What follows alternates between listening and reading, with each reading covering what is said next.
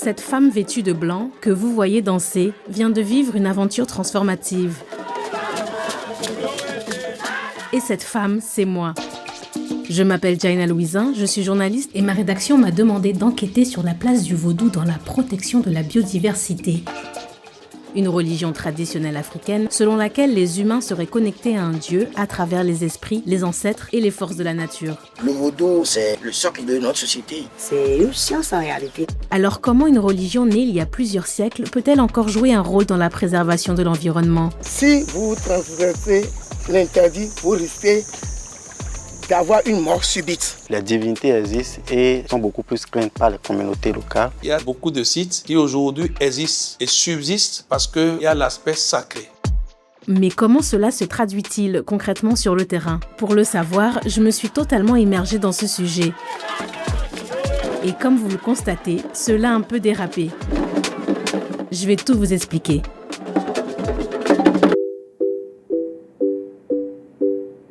Tout a commencé à Grand Popo, ville d'environ 80 000 habitants située dans le sud-ouest du Bénin. Mon enquête démarre sur cet embarcadère. J'ai rendez-vous avec Isidore Ginou. Bonjour Isidore. Bonjour Jeanne. Comment vous allez ? Je vais bien vous. Ça va, ravi de vous rencontrer. Merci. À 57 ans, ce directeur de régie publicitaire, fils de pêcheur, se considère avant tout comme un enfant du fleuve Mono. Où est-ce que vous m'emmenez aujourd'hui ? J'amène sur les autres. On y va. Nichée entre l'océan Atlantique et le fleuve, cette région abrite l'un des écosystèmes les plus riches du littoral béninois, la Bouche du Roi, qui s'étend sur près de 10 000 hectares. Toutes nos ressources, toutes nos richesses proviennent de l'eau. Donc l'eau est tout pour nous. Sans les mangroves, l'eau n'aura pas sa valeur. Il y a une certaine communion entre les mangroves et nous, les hommes. Donc ça a une âme. Nous considérons ça comme un être vivant qu'on ne doit pas saccager, qu'on ne doit pas brutaliser non plus. Et que vous devez protéger. Que nous devons protéger. Les mangroves tiennent un rôle écologique central dans la lutte contre les effets du changement climatique. Refuge pour les espèces marines animales, bouclier contre l'érosion et la montée des eaux, elles sont des instruments dits de carbone bleu, capables de capturer jusqu'à 4 fois plus de carbone que les forêts terrestres. Mais elles sont aujourd'hui fragilisées dans toute la sous-région. Exploitation du bois, production artisanale de sel, agriculture intensive, urbanisation croissante du littoral, le Bénin aurait perdu près de 90% de ses mangroves entre 2000 et 2020 selon l'ONU. En Côte d'Ivoire, leur superficie a diminué de moitié entre les années 90 et 2020. La capitale du Gabon en a perdu 70 hectares entre 2017 et 2020. Au Sénégal, un quart d'entre elles ont disparu en 50 ans. Sur le continent africain, elles représentent 3 millions d'hectares, soit près de 20% de la superficie mondiale. Les protéger est une urgence vitale.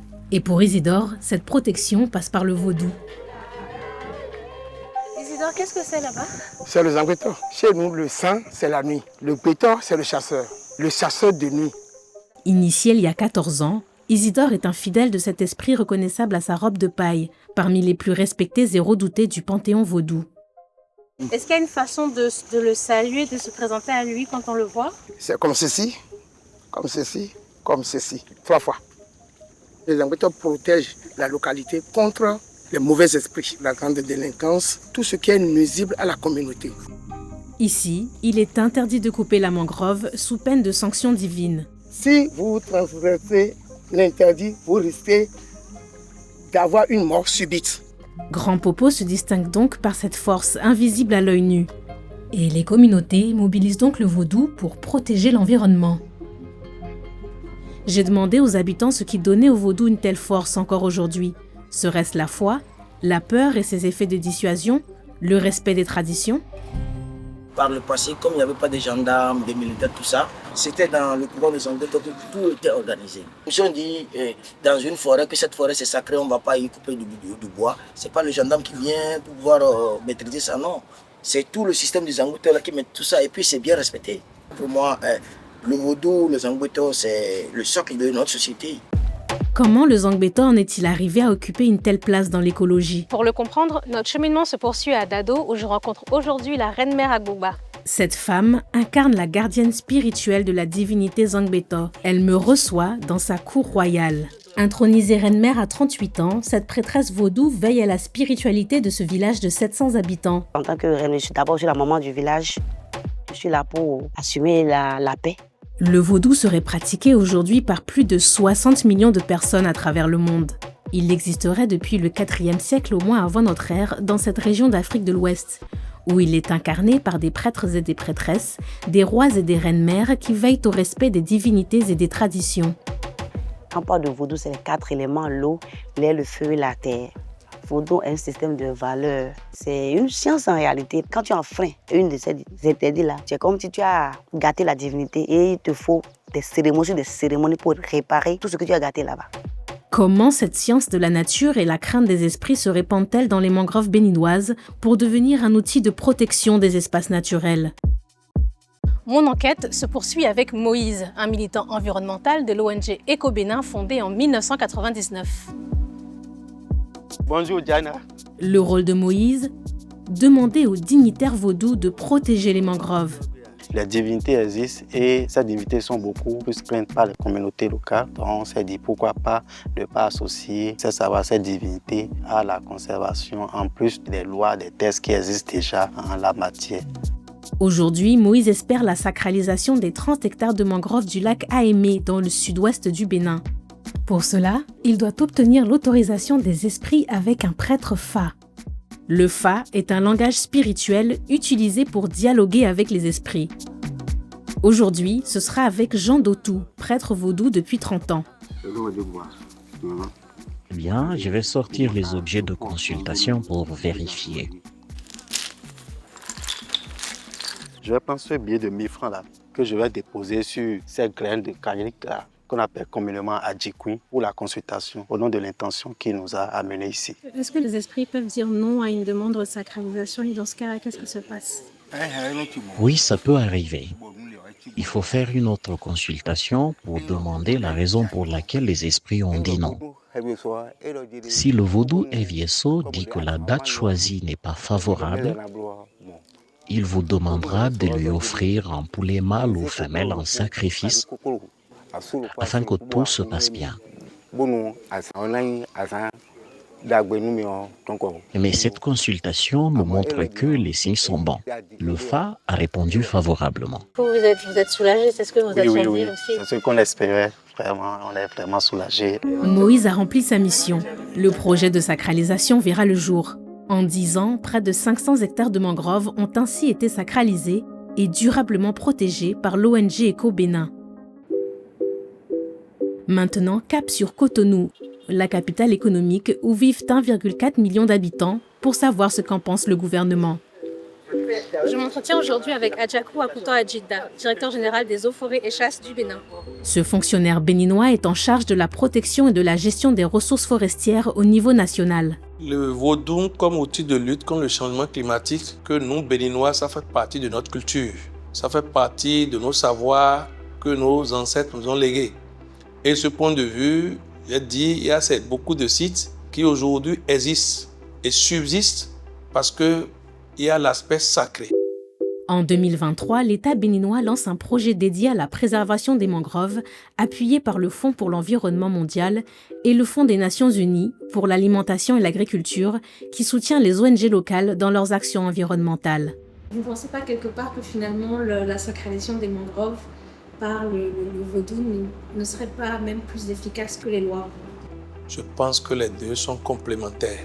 De mon point de vue, si les deux sont mis ensemble, ça nous permet d'espérer de meilleurs résultats. L'autorité locale qui incarne la force publique est impliquée, les communautés à travers les chefferies, à travers les divinités qui sont installées sont impliquées. Ça va nous permettre de prendre en compte tous les volets et de pouvoir espérer de meilleurs résultats pour la conservation des mangroves au Bénin. En collaboration avec les ONG, l'État a validé la préservation de 60 hectares d'écosystèmes jugés vitaux. Il faut dire que le vaudou est une religion nationale reconnue au Bénin depuis 1996. Et je vais en être témoin dans le village de Dado pour la cérémonie vaudou de sacralisation des mangroves. Il est rare que les non-initiés assistent aux prières et invocations des esprits divins. Mais les autorités vaudou m'ont donné leur accord pour que je vous emmène en coulisses. Première étape, un rituel d'invocation des esprits dans cette salle de prière sacrée, nommée Agbo Home. C'est en quelque sorte la maison du Zangbeto. On y dépose des offrandes comme de l'huile rouge ou de la farine de maïs, nourriture par excellence des divinités. Seules les personnes dotées du pouvoir d'invoquer les esprits y sont normalement autorisées. L'Agbonon, chef suprême des Zangbeto du village, est aux commandes des incantations.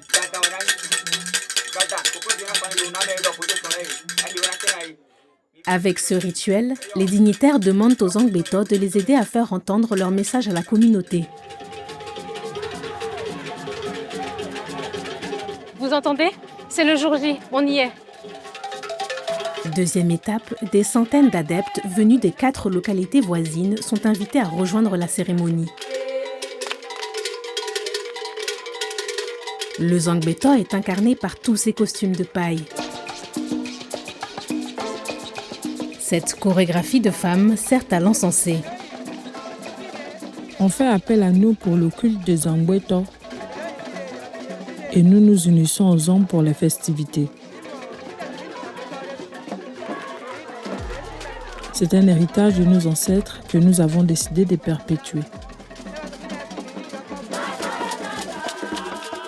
Cette mère de famille de 4 enfants m'invite à danser pour mieux comprendre la ferveur qui les anime.